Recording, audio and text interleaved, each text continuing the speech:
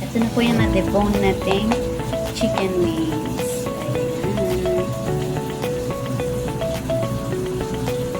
Ready for frying.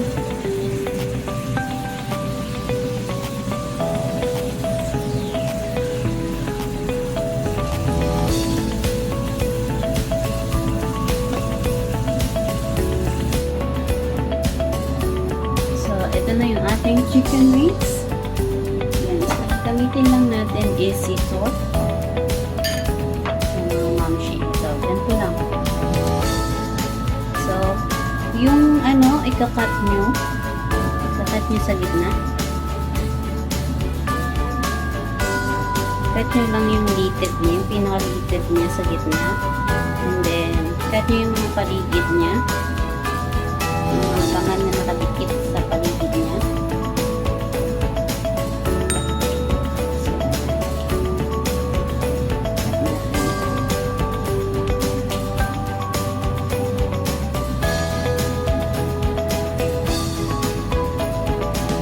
Cut nyo na yan.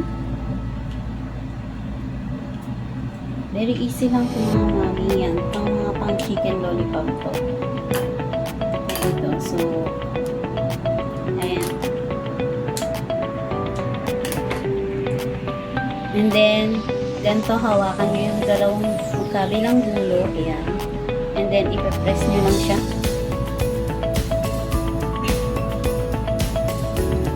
Pag ayaw niya, cut nyo lang yung mga nakadikit talaga sa kanya para madali. Ayan. Yung mga laman, yung sumasama sa buto. Ayan siya. Ayan na guys.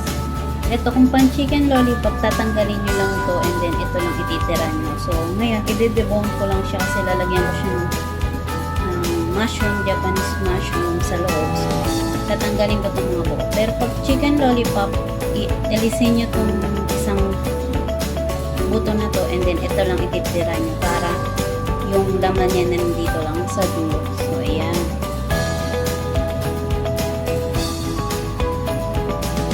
So, ganyan. I-debone ko lang to kasi lalagyan ko siya ng mushroom.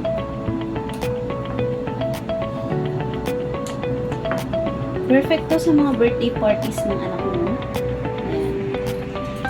Napakabilis. Ayan, debone ko na siya. Ayan, wala na siyang, ito na yung buto. Diba, napakadali lang mga mami. So, ayan. Another one. Mabilis lang to, mabilisan.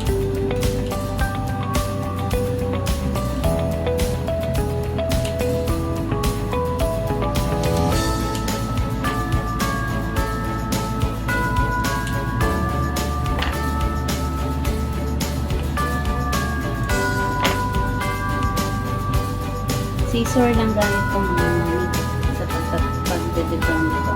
Kunting lang.